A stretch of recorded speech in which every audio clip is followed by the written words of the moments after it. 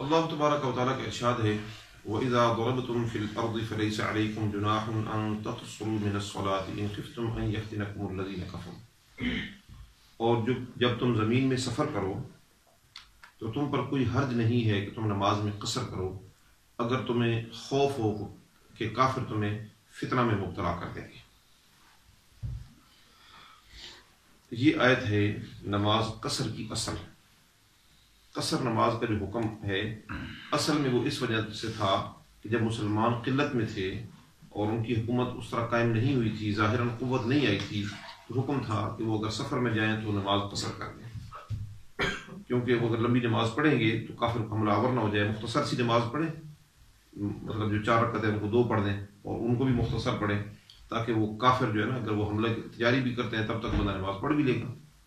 اصل یہ حکم اس لیے تھا۔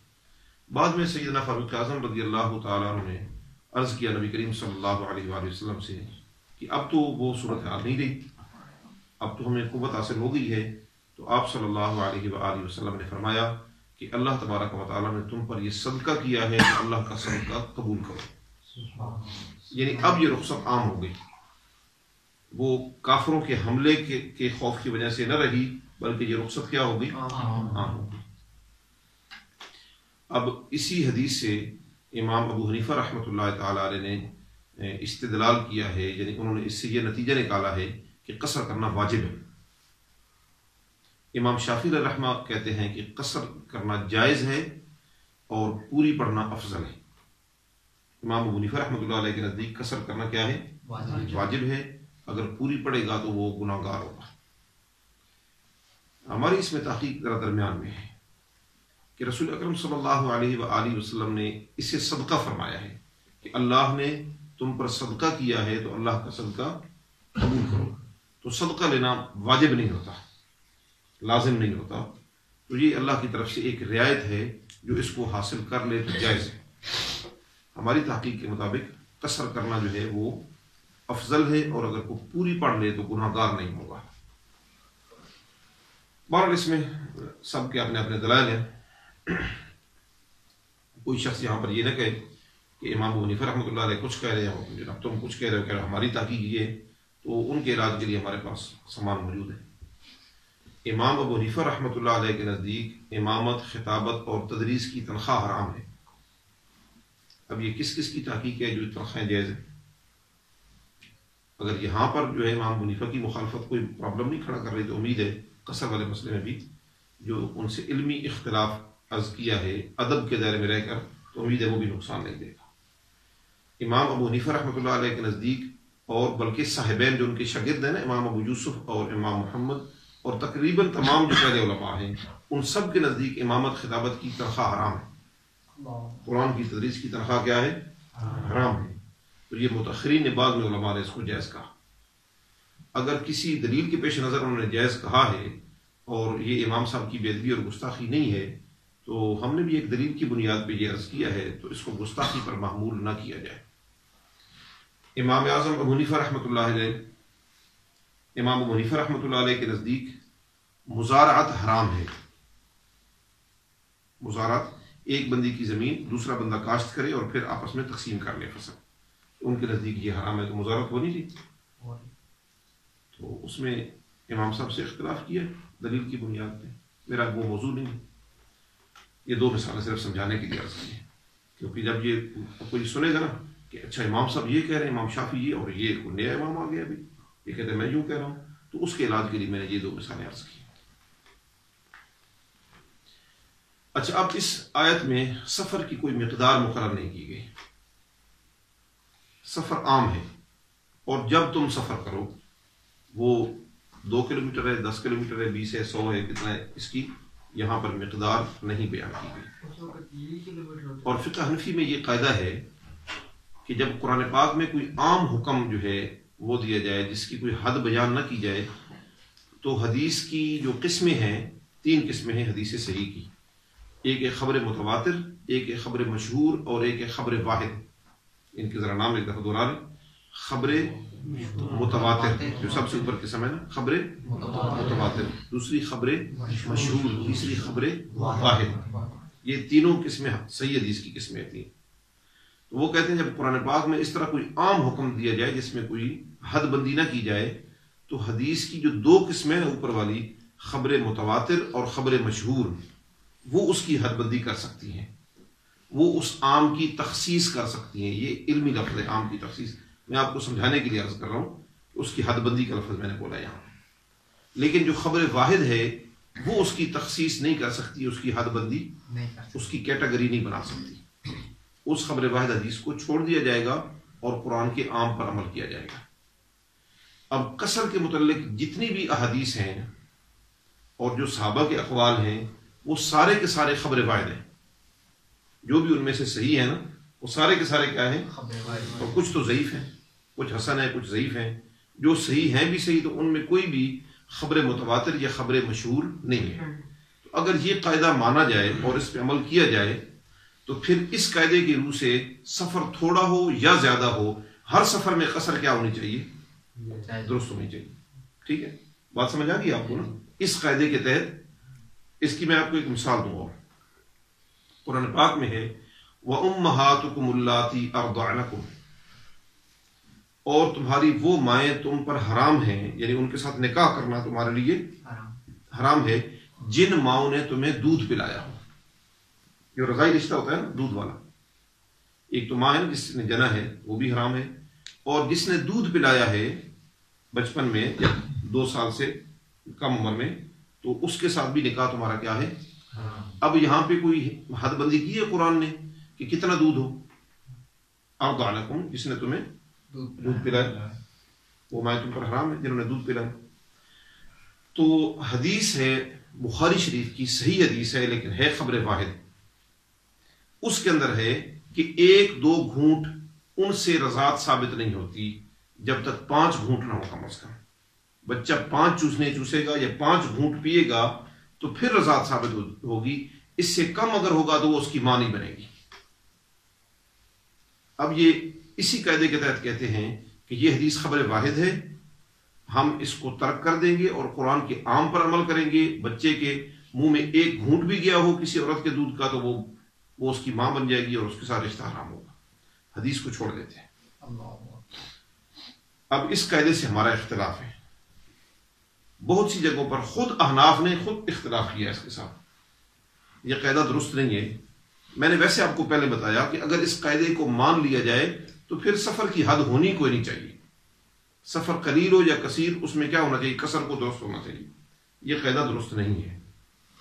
اس کی مثال قرآن پاک میں اللہ کریم نے فرمایا ہے کتب علیکم القصاص فی القتلى، مقتول کے بارے میں جس کو ناحق قتل کیا جائے اس کے بارے میں تم پر قصاص فرض ہے، تم پر قصاص لازم ہے کہ قاتل کو حکومت اس کے بدلے میں قتل کرے۔ حدیث یہ قرآن کا عام ہے، اس میں کوئی بتایا گیا ہے کہ کون سا رشتہ ہو اس کو قتل کیا ہے تو اس قصاص ہے اور کون سا ہو اس میں نہیں ہے، کوئی حد بندی نہیں ہے نا، تخصیص عام ہے۔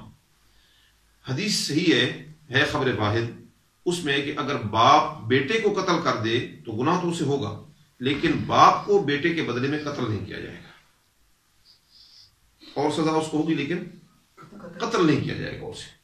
یہ حدیث کیا ہے، خبر واحد۔ اب اس کو قرآن کے عام کے سامنے تسلیم کیا ہے، اس عام کی حد بندی کو قبول کیا ہے کہ باپ کے علاوہ کوئی اگر مار دے گا تو اس کو قتل کیا جائے گا، باپ اگر بیٹے کو مارے گا تو اسے قتل نہیں کیا جائے گا۔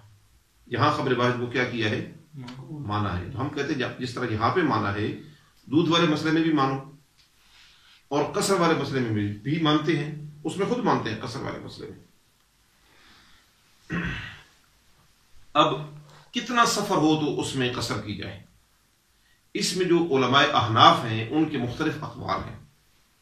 عرب کے جو آج کل کے علماء احناف ہیں، میں تھوڑے عرب میں لیکن باہر جو ہیں، ان کے نزدیک 120 کلومیٹر سفر ہو تو تب قصر درست ہے، اس سے کم سفر میں قصر درست نہیں ہے۔ عجم کے جو علماء ہیں ہمارے پاکستان ہندوستان کے، ان کے 2 قول ہیں جو زیادہ مشہور ہیں۔ بعض کے نزدیک 98 کلومیٹر سفر ہو کم از کم تو قصر درست ہے، جو علامہ غلام رسول سیدی صاحب رحمۃ اللہ تعالی علیہ کراچی کے، ان کی یہ تحقیق تھی 98 کلومیٹر۔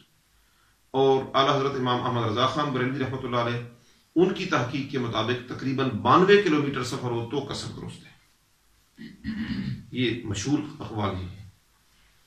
120 کلومیٹر پر، 98 کلومیٹر پر، 92 کلومیٹر پر نبی کریم صلی اللہ علیہ وآلہ وسلم کی ایک صحیح حدیث بھی موجود نہیں ہے، ایک بھی۔ اچھا، اب یہ 92، 98، 120 کہاں سے لیا ہے؟ امام ابو حنیفہ رحمۃ اللہ تعالی علیہ کی طرف سے جو دلیل پیش کی گئی ہے اور جو ان کا موقف پیش کیا گیا ہے اس میں، وہ یہ کہ وہ فرماتے ہیں کہ 3 دن کا سفر، اتنی مسافت جس کو طے کرنے میں اوسط رفتار میں 3 دن لگیں، درمیان میں بندہ آرام بھی کرے، چلے بھی صحیح، درمیانی رفتار میں نا، پیدل ہو یا اونٹ پر ہو، تو اتنا سفر، اتنی مسافت، اتنا ڈسٹینس جس پر 3 دن بندے کو لگیں، اگر اتنا ہو تو قصر درست ہے۔ اب یہ کتنا بنتا ہے؟ اب یہ کہاں سے انہوں نے نکالا مسئلہ؟ ان کی طرف سے دلیل یہ پیش کی گئی کہ رسول اکرم صلی اللہ علیہ وسلم نے فرمایا مسافر 3 دن تک موزوں پر مسح کر سکتا ہے، اور ایک حدیث ہے کہ عورت وہ اس کے لیے حلال نہیں ہے کہ وہ محرم یا خامد کے علاوہ 3 دن کا سفر وہ تنہائی میں کرے۔ انہوں نے کہا کہ یہ جو شرعی سفر ہوتا ہے، ان 2 مسئلوں میں 3 دن کا سفر بیان کیا گیا ہے، لہٰذا ہم نماز کو بھی اس پر قیاس کریں گے اور کہیں گے کہ نماز قصر بھی تب درست ہوگی جب 3 دن کا سفر ہوگا۔ یہ انہوں نے ان 2 حدیثوں پر، یہ دونوں حدیثیں صحیح ہیں، موضوع پر مسے والی بھی اور عورت کے سفر والی بھی، اس پر قیاس کیا ہے۔ امام بخاری کا بھی رجحان اسی طرف ہی ہے، اسی موقف کی طرف۔ انہوں نے باب قائم کیا ہے کہ کتنا سفر ہو تو قصر کی جائے، اور آگے دلیل یہی حدیث لے کے آئے ہیں کہ عورت جو ہے وہ 3 دن کا سفر محرم کے بغیر نہیں کر سکتی، ان کا رجحان بھی اسی طرف ہے۔ قیاس کوئی یعنی شرعی حکم کسی مسئلے میں معلوم نہ ہو تو کسی اور مسئلے میں معلوم ہو تو ان کو ایک جیسا سمجھ کے وہ جو معلوم ہے اس کو اس میں جو ہے وہ ثابت کرنا، یہ قیاس کہلاتا ہے۔ یہ عام الفاظ میں آپ کو بتا رہا ہوں، یعنی جو موضوع پر بسا ہے اور جو عورت کا جو سفر کرنا ہے اس میں معلوم ہے کہ 3 دن کی، اس میں 3 دن کا سفر کہا گیا ہے، تو اب وہ نماز والے مسئلے میں بھی وہی 3 دن کا سفر ثابت کر دیا۔ یہ قیاس کی ضرورت تب پیش آتی ہے کہ جب قرآن کی کوئی قرآن کی آیت یا کوئی حدیث واضح طور پر موجود نہ ہو، پھر قیاس کیا جاتا ہے۔ تو ہم یہ کہتے ہیں کہ یہ قیاس درست نہیں ہے، کیونکہ نبی کریم صلی اللہ علیہ وسلم کی صحیح حدیث اور صحابہ کرام کے حسن درجے کی روایات ہیں صحابہ کرام سے جو یہ ثابت کرتی ہیں کہ سفر کی ایک مقدار مقرر ہے، لہذا اس کو قیاس کرنے کی ضرورت نہیں ہے۔ صحیح مسلم کی روایت، حضرت انس رضی اللہ تعالیٰ عنہ سے پوچھا گیا، سئل انس عن قصر الصلاۃ، حضرت انس سے نبی پاک صلی اللہ علیہ وسلم کی قصر نماز کے بارے میں پوچھا گیا، تو انہوں نے ارشاد فرمایا، اذا خرج رسول اللہ صلی اللہ علیہ وسلم مسیرۃ 3 امیال او 3 فراسخ صلی رکعتین۔ صحیح مسلم کی روایت کہ جب نبی پاک صلی اللہ علیہ وسلم 3 میل یا 3 فرسخ کے ڈسٹینس میں نکلتے، مسیرت مسافت، یہ لفظ ذہن میں رکھیں، ڈسٹینس اتنے فاصلے میں، جب آپ صلی اللہ علیہ وسلم کتنے فاصلے میں، 3 میل یا 3 فرسخ، جب آپ صلی اللہ علیہ وسلم اتنے فاصلے میں نکلتے صلی رکعتین تو آپ قصر کرتے۔ اس میں ایک راوی ہیں جو حضرت انس سے نیچے، ان کا نام ہے شعبہ۔ کیا نام ہے؟ شعبہ کو شک ہے کہ ان کے استاد نے 3 میل بتایا تھا یا 3 فرسخ بتایا تھا، یہ بات ان کو بھول گئی، میل یا فرسخ والی 3 کا لفظ ان کو یاد رہا۔ اب اس حدیث کے پیش نظر اس میں ہم جو ہے 3 میل والا موقف ہم نے اختیار کیا ہے کہ شہر سے باہر 3 میل کا فاصلہ ہو تو نماز قصر کرنا درست ہے، یہ نبی پاک صلی اللہ علیہ وسلم کی سنت سے ثابت ہے۔ جو 3 فرسخ ہیں وہ 9 میل بنتے ہیں۔ یہاں سوال پیدا ہوتا ہے کہ آپ نے 3 میل والی شک کو لے لیا اور 9 میل یعنی 3 فرسخ 9 میل ہو گئے نا، تو 9 میل والی شک کو آپ نے کیوں چھوڑ دیا ہے، آپ نے اس کو کیوں ترجیح دی ہے؟ اس میں ہمارے پاس دلائل موجود ہیں۔ سنن ابو داؤد کے اندر حسن درجے کی روایت ہے، حضرت دحیہ کلبی رضی اللہ تعالیٰ عنہ، ایک صحابی ہے نبی پاک صلی اللہ علیہ وسلم، دمشق میں یہ رہائش پذیر تھے، وہاں سے انہوں نے 3 میل کا سفر کیا. اور یہ یاد رکھیں نماز اور روزے کا مسئلہ ایک جیسا ہے سفر میں.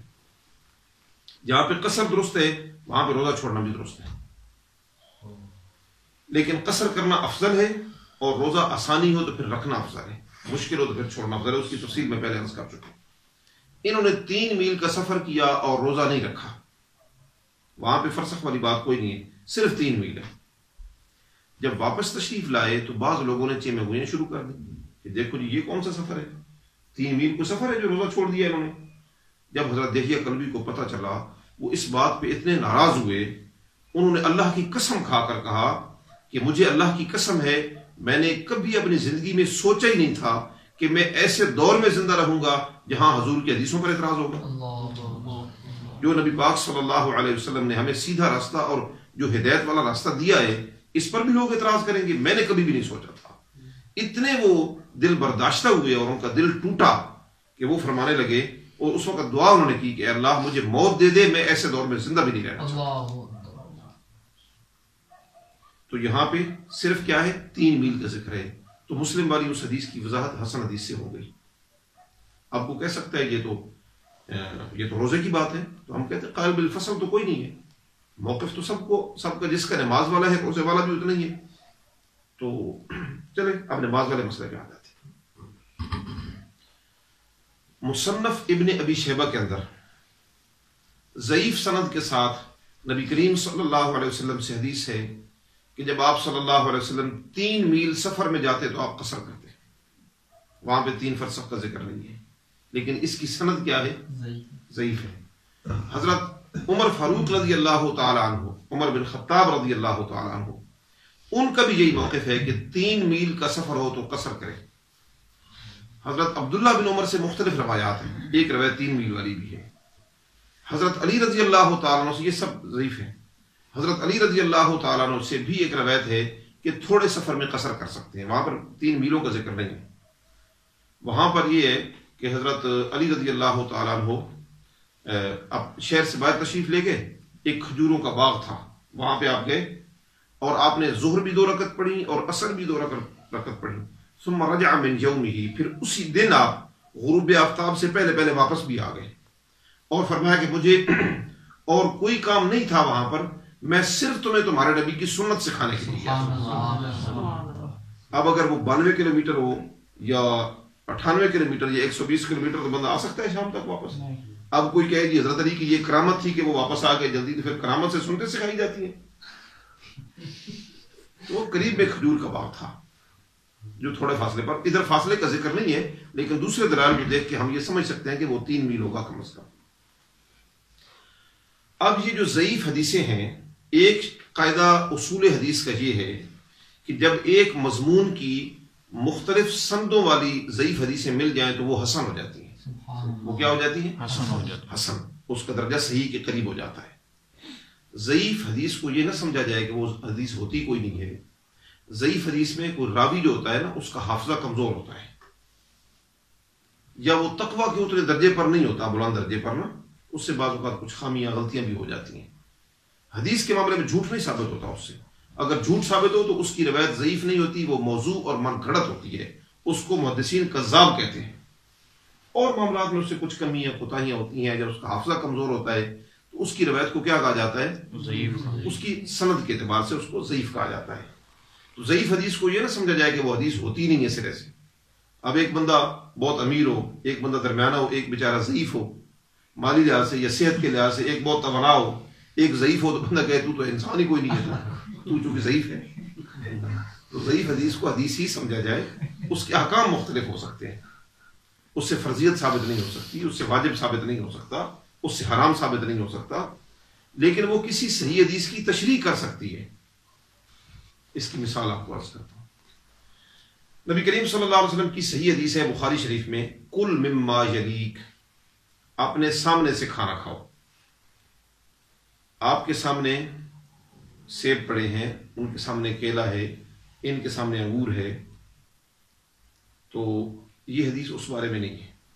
یہ حدیث ہے جب کھانا ایک جیسا ہو. مثلا ایک ٹرے ہے بڑی، تو چاول پڑے سب میں، اب بندہ دوسرے کے سامنے سے اٹھائے، یہ مکروہ ہے۔ اس میں فرمایا اپنے سامنے، یا روٹی ہے بندہ دوسرے کے سامنے سے توڑے، یہ مکروہ ہے، آداب کے خلاف ہے۔ کل مما یلیک، فرمایا اپنے سامنے سے کھانا کھاؤ۔ اگر کھانا ہو مختلف، جیسے ایک کے سامنے سیب ہے، ادھر کیلا پڑا ہے، ادھر انگور ہے، ادھر روٹی ہے، ادھر مختلف چیزیں پڑی ہیں، تو اس کے بارے میں ابن ماجہ کی ضعیف حدیث ہے، کل مما شئت فإنه غیر لون واحد، کھانا جہاں سے مرضی ہے کھاؤ کیونکہ کھانا مختلف ہے۔ تو اس ضعیف حدیث نے صحیح حدیث کی کیا کر دی؟ تشریح کر دی۔ اس حدیث میں کوئی نہیں تھا کہ کھانا ایک ہے، ایک جیسا یا مختلف، اس میں یہ تھا کل مما یلیک، سامنے بس۔ تو اس ضعیف حدیث نے صحیح حدیث کی تشریح کر دی کہ کھانا ایک قسم کا ہو تو سامنے سے کھاؤ، مختلف ہو تو آپ دوسرے کے سامنے سے بھی اٹھا سکتے ہیں۔ یہ ضعیف حدیث صحیح حدیث کی تشریح میں قبول ہو گئی، کیونکہ معاملہ کیا تھا؟ کھانے پینے کا۔ اگر کھانے پینے کی بات میں مقبول ہے تو نماز کے بارے میں بھی قبول کر لو۔ ایک اور مثال میں نے اس دن کون سی پیش کی تھی، وہ یاد ہے؟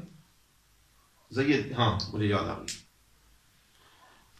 مسلم شریف کی صحیح حدیث ہے، نبی پاک صلی اللہ علیہ وسلم نے فرمایا کہ مسجدی خاتم المساجد، اپنے بارے میں فرمایا کہ انا خاتم الانبیاء، اور مسجد کے بارے میں فرمایا کہ مسجدی خاتم المساجد، میری مسجد تمام مساجد میں سے آخری مسجد ہے۔ اب اس کے بعد مسجدیں کوئی نہیں بنی، مسجد نبوی کے بعد مسجدیں بنی ہیں یا نہیں؟ وہ بھی مسجدیں ہیں نا شریعت میں۔ تو پھر اس حدیث کے مطابق تو بظاہر تو یہ لگتا ہے کہ پھر مسجد کوئی نہیں ہونی چاہیے۔ اور اب قادیانی اس سے دلیل پکڑتے ہیں، وہ کہتے ہیں مسجدی خاتم المساجد، میری مسجد مساجد میں سے آخری مسجد ہے، تو اس کے بعد اس درجے کی مسجد نہیں بن سکتی، چھوٹی چھوٹی مسجدیں بے شک ویسے بڑی ہوں لیکن درجے میں وہ کیا ہوں گی؟ چھوٹی ہوں گی، مسجد نبوی کے برابر نہیں ہو سکتی۔ تو وہ کہتے ہیں جس طرح پھر حضور نے جو فرمایا نا کہ انا خاتم الانبیاء، میں انبیاء میں سے آخری ہوں، اس کا مطلب ہے کہ حضور کے درجے کا نبی کوئی نہیں آ سکتا، چھوٹے چھوٹے نبی اور آ سکتے ہیں۔ اب ان کی دلیل سمجھیے آپ نے؟ انہوں نے کہا تم اگر مسجدیں اور بناتے ہو تو حدیث کی مخالفت نہیں ہوتی، تو ہم نے ایک نبی بنا دیا، تم نے تو سینکڑوں مسجدیں بنائی ہیں، ہزاروں بنائی، ہم نے تو صرف ایک نبی بنایا ہے، تو کیا مسئلہ ہو گیا تم؟ ہم کہتے ہیں ہم ایک اور حدیث کے ساتھ اس کی تشریح کریں گے کہ جہاں فرمایا نا انا خاتم الانبیاء، تو یوں بھی ہے لا نبی بعدی، میرے بعد نبی کوئی نہیں ہے۔ تو مسجد کے بارے میں مسند بزار کے اندر ضعیف حدیث ہے کہ فرمایا مسجدی خاتم و مساجد الانبیاء، میری مسجد انبیاء کی مساجد میں سے آخری مسجد ہے، کہ اب کوئی نبی مسجد نہیں بنائے گا۔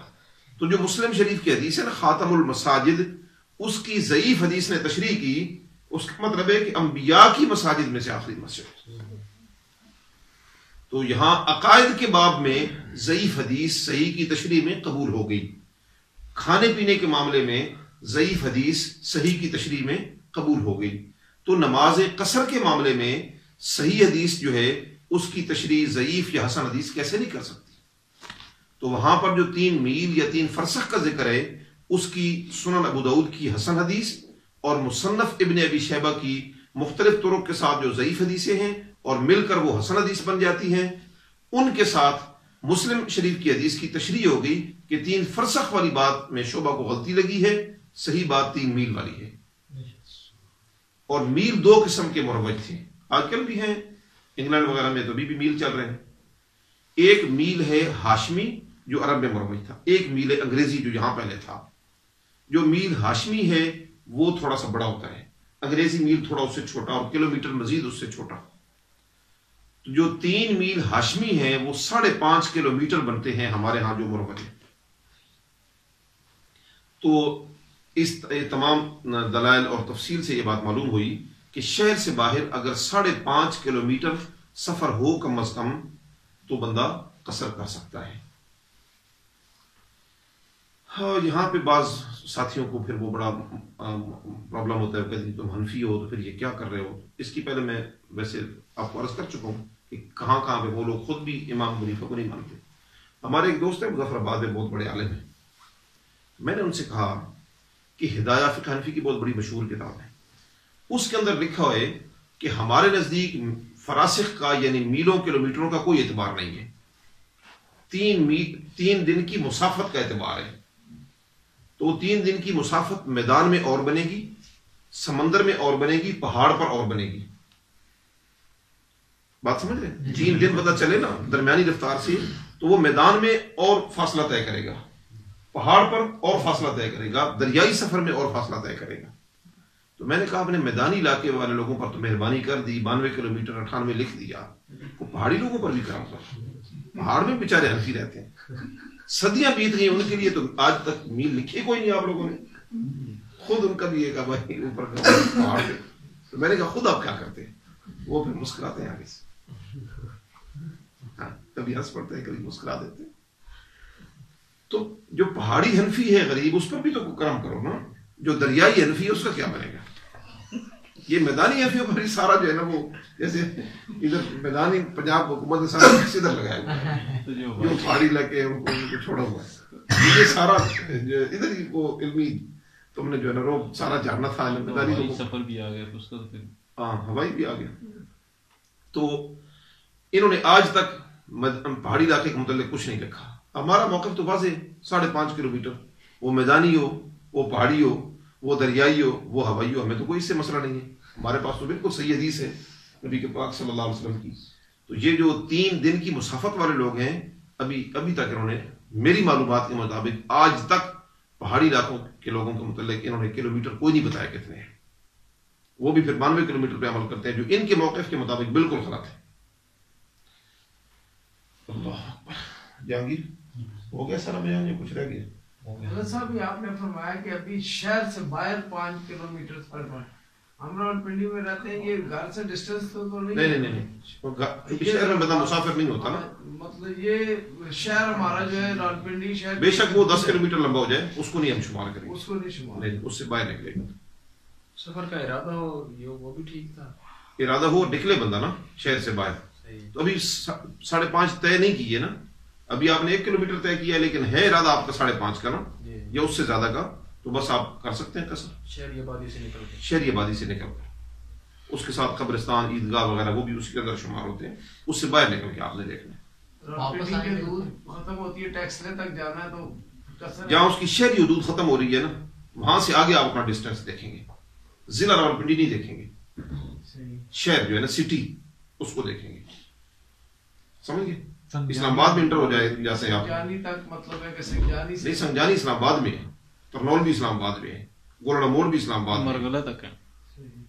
تو آپ کونور مل سے تھوڑا سا آگے سے دیکھیں گے، ادھر گولڑا موڑ، حاجی کیمپ، یہ سب اسلام آباد کے اندر ہے. آگے دوسرا کیا نام ہے وہ 26 نمبر چنگی ہے، یہ بھی اسلام آباد میں ہے.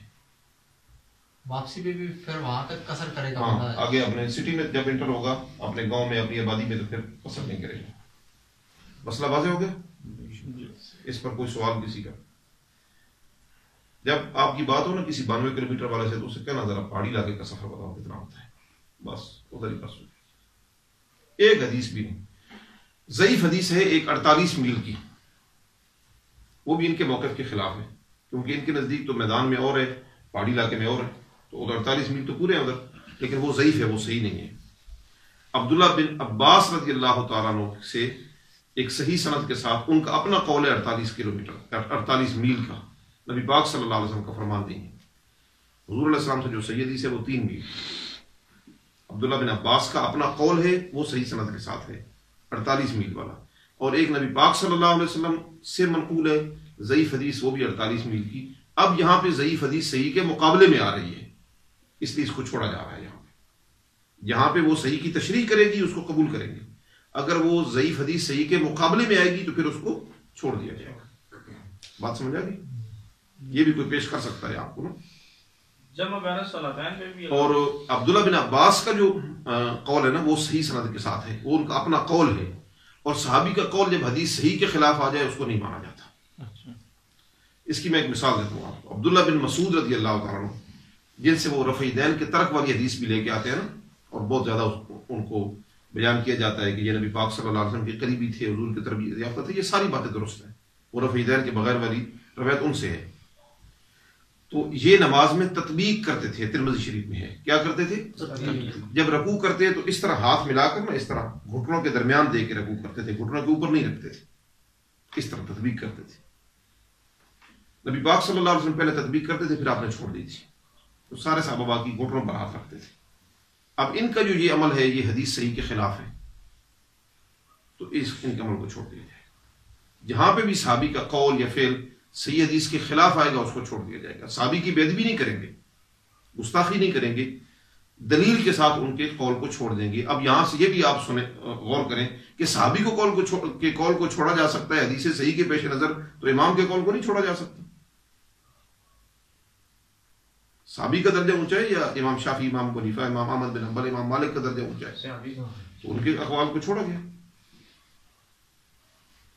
حدیث کی تو یہاں پہ صاحب اہمیت کو نہیں رہی نا، امام کا قول بھی اس کے مقابلے میں آ جائے تو امام کا قول مانا جاتا ہے، قرآن اس کے مقابلے میں آ جائے تو قرآن کو مان دیا جاتا ہے۔ ہاں، تو پھر حدیث کہاں گئی؟ دونوں صورتوں میں حدیث یہ بڑی اہم بات بتائی کہ حدیث آگئی نہ کہتے ہیں یہ ادھر قرآن کی آیت ہے جو ہم حدیث کو نہیں مانیں گے قرآن کے سامنے، اچھا جی ادھر نہیں مانو گے، اچھا یہاں امام کا قول آ گیا حدیث کے خلاف تو پھر بھی حدیث کو نہیں مانیں گے، تو حدیث کو رکھا کس درجے میں آپ نے؟ اچھا یہ 15 دنوں والی بات بھی ہے کہ سب سفر میں، ہاں یہ صحابہ کے اقوال ہے، 15 والا بھی ہے، 19 والا بھی ہے۔ اس میں پھر عمل کریں گے ہم؟ 19 میں بھی تحقیق پہلے 15 کی تھی، ابھی 19 کی۔ 19 دن سے کم کا ارادہ ہو تو پھر قصر کریں گے۔ کسی جگہ آپ جاتے ہیں نا، مثلا یہاں سے آپ لاہور جاتے ہیں تو راستے میں تو قصر کریں گے نا، لاہور آپ کا ارادہ ہے مثلا 10 دن کا رہنے کا، تو پھر آپ وہاں پر قصر ہی کریں گے۔ بعض صحابہ سے منقول ہے 15 راتیں رہنے کا ارادہ ہو تو پھر آپ پوری پڑھیں گے، بعض سے 19 ہے۔ تو میرا اپنا جو عمل ہے وہ 19 پر ہے، آپ چاہیں تو 15 والے پہ عمل کریں۔ تو یہ عمرہ پہ جو جاتے ہیں کس دن کے لیے؟ وہ لگاتار تو نہیں ہوتا نا ایک جگہ پر، اچھا، مختلف جگہوں پہ اگر ایک ہی شہر میں رہنا ہو اس کو دیکھیں گے۔